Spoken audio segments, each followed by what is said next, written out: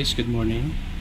And for today's video, may ipapakita ako sa inyo or may isi-share ako sa inyo na isa na namang knob tools dito sa ating ECDIS GRC 901B. So ito guys is kadalasan ginagamit na anti-grounding tool. So kung makikita nyo, yan yung kulay red na yan.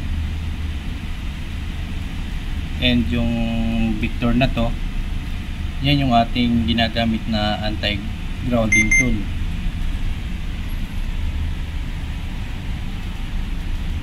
Yan. So para maset nyo yan, punta lang kayo ng main,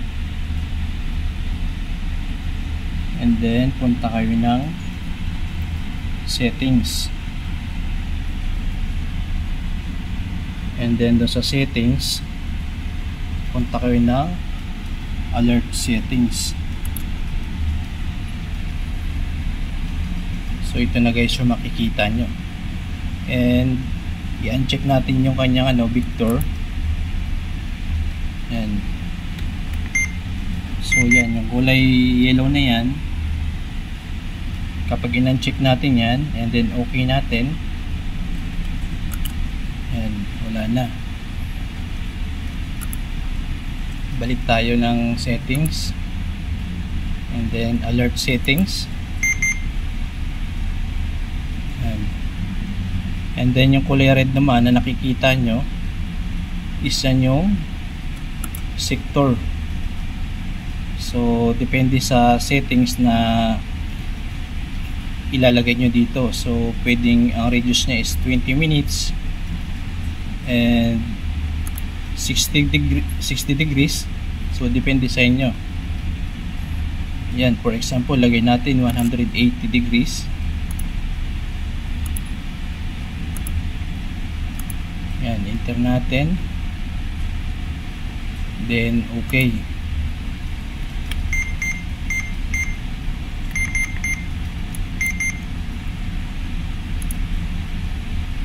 Balik ulit tayo ng settings.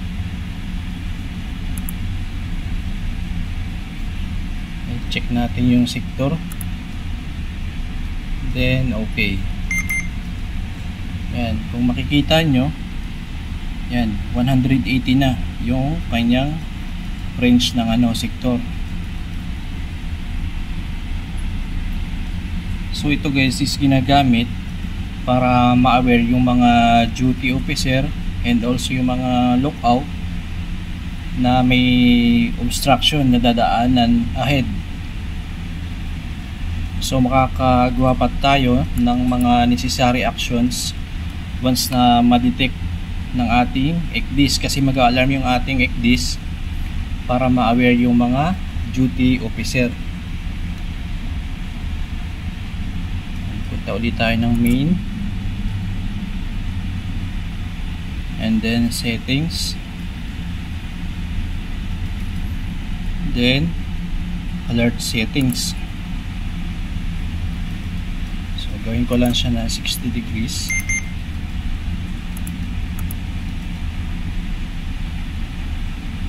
Ayan.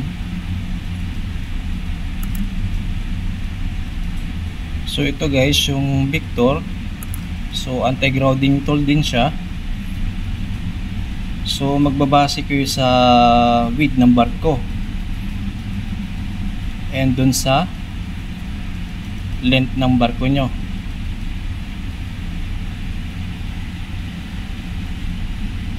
So ang ginamit kong width dito is 190 and yung length naman is 15 minutes. So yung length na to, yung 15 minutes, is simula dun sa barko natin. Yan, ahead. So 15 minutes. Then okay natin.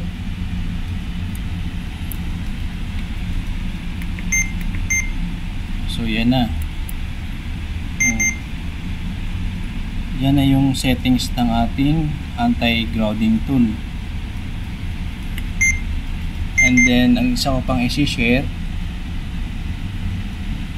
tulad dun sa ating radar, meron din tayong easy dito. or acquisition zone.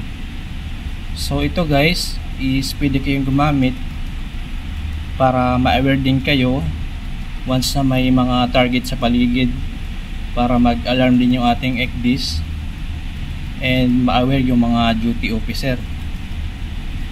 Yan, for example, check natin yan and then click natin yung make. So gagamit tayo ng BRM tsaka ng EBL. Yan, para ma-settings natin, para ma-set up natin yung acquisition zone.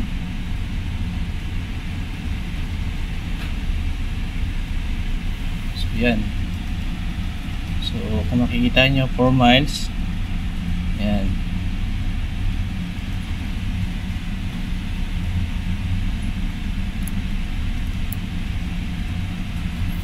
Yan. So once na may target na pumasok dun sa area na yan, mag-a-alarm yung ating ECDIS.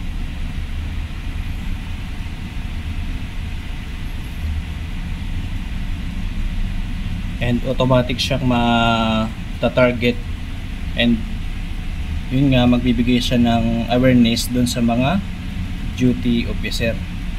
And close na natin. And then balik tayo dun sa settings, and then alert settings. So ang isa pa, ang isi-share ko pa is yung area. So kailangan yung mga area na to is naka-check lahat, para once na malapit na tayo sa mga area na yan, yan, so mag-alarm ulit yung ating ECDIS and ma-aware yung mga duty officer.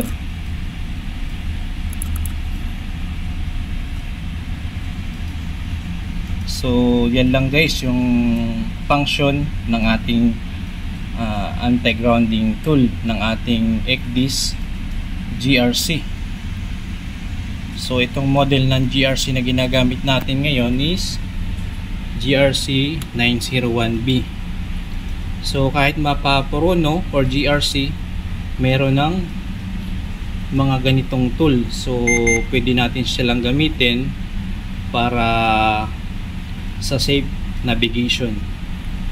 So ilan lang yan guys sa mga nav tools ng ating ECDIS, mapa GRC man or mapa Porono.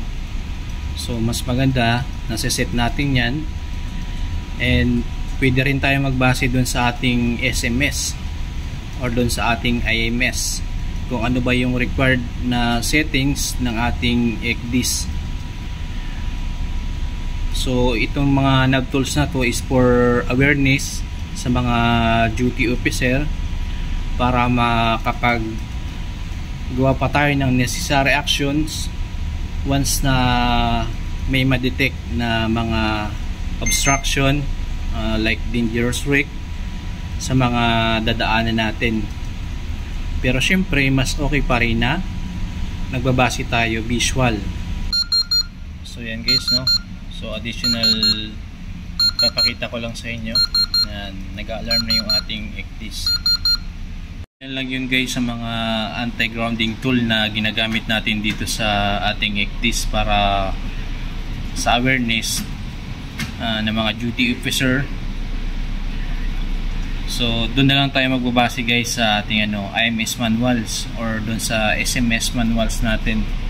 So kung makikita nyo, so nakapost yung mga parameters na yan dito sa ating ECDIS.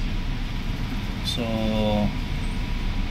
tulad nyan, kapag pilotage, coastal waters, and open sea.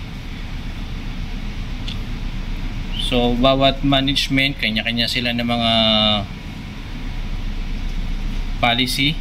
So doon na lang tayo guys magbabase. And itong tools na to is anti-grounding tool or yung tinatawag na look ahead. So yun lang guys, and thank you.